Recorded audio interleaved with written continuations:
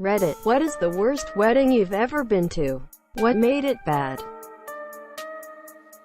My cousin's wedding. I was about 7 or 8 and vaguely remembered my grandmother grabbing my brother and I and leaving.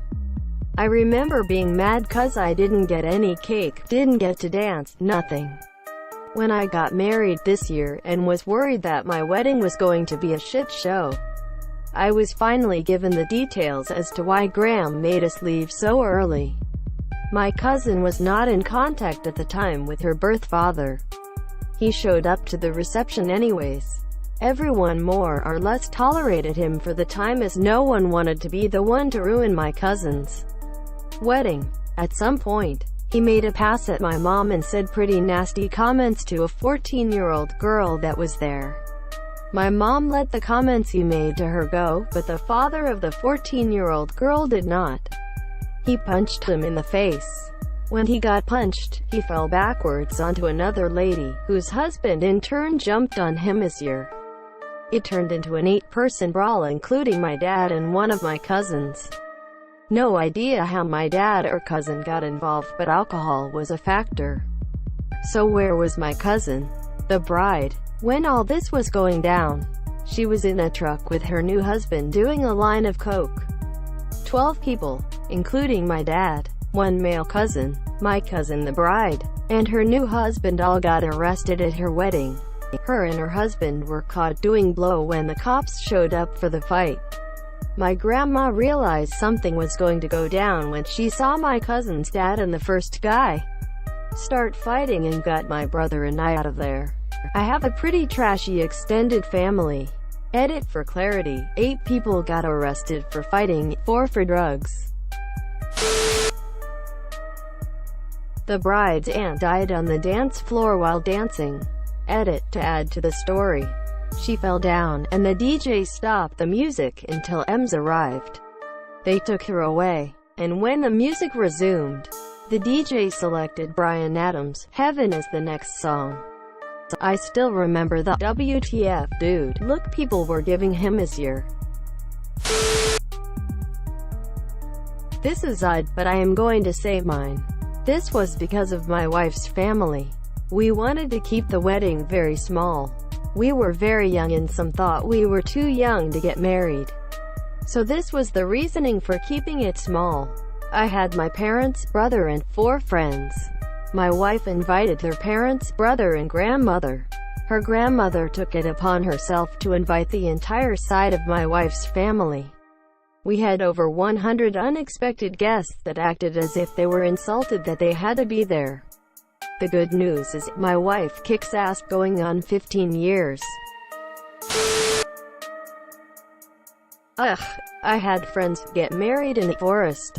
It was a stretch of meager woods between 2 cornfields. Mosquitoes galore. We had to sit on logs that were covered in damp moss. The mud was ankle-deep in places, and the ceremony was inaudible due to a tractor plowing the field. They served food out of a charming old cottage that was actually a rotting former chicken coop that the groom literally dragged in from elsewhere. The entire event was a nightmare. I was at a dry wedding where the main theme was books. You were assigned to read a book prior to the wedding and were sat with people who read that same book to create conversation. Interesting idea, but a majority of people aren't going to do it.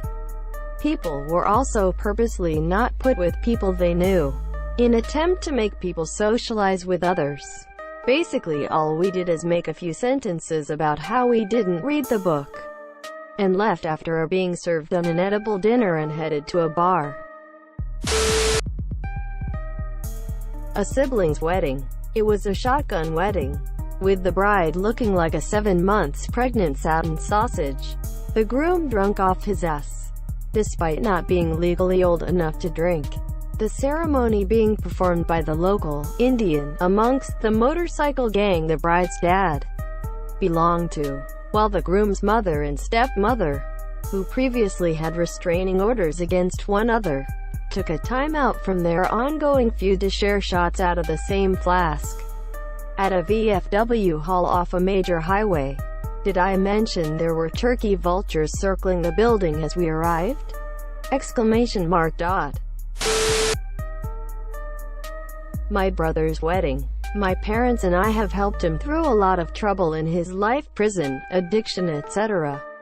He's clean and clear now, but I don't think he's ever understood what those years did to our family. And in typical white people fashion, we never talk about it. His wife was wedding crazy, so it was all about her, which is fine, except her family had all the front tables. We were stuck down the back behind his rehab family. They had 3 hours of speeches where no one thanked or acknowledged my mom or dad, who had given them $20,000 for the wedding. We were then the last table to get to go to the buffet, by which time nothing was left. Oh, and of course there was no alcohol. My husband and I went through McDonald's on the way home. It just showed me that people never change. He's still an idiot. Now he's just an idiot with a wife. My best friend's wedding. She should never have married her husband. She is only with him because she doesn't think she can do better, and no one else had really expressed interest. It was painful to watch her just lock herself into this darkness, annihilation of self. I could see she even knew that's what was happening, somewhere deep inside. So many things happened which made it clear what was happening and even why. To bullet the despair, she spent the evening before with my husband and I talking about any guy she had ever had an interest in or flirtation with. It was like she was mourning all of her lost chances. No excitement, no mention of her husband to be. We jokingly, but not that jokingly, offered to just take her home with us. 6 hours away. She had no plans for getting ready the next day. Asked me at 10 p.m. to do her hair and makeup and arranged for the photographer to come to my hotel to document this. We also drove her to the wedding. Neither I nor my husband, her second best friend, were invited to be in her wedding party. It was strange. And so many people the next day would say, "Oh, you're her best friend. She talks about you all the time," and look confused. Her matron of honor and bridesmaid were her husband's best man's family. They did not contribute to helping her get ready. It was like she didn't want us, the people who care about her, involved in this.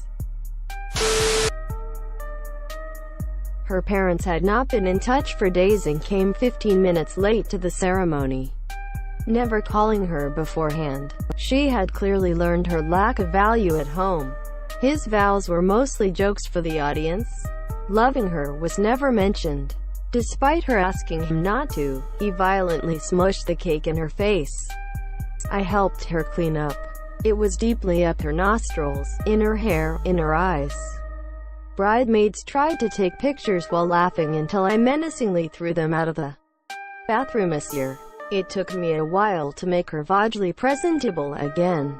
I offered again to just take her with me, far less jokingly. This time she was quiet and a little teary but did not respond.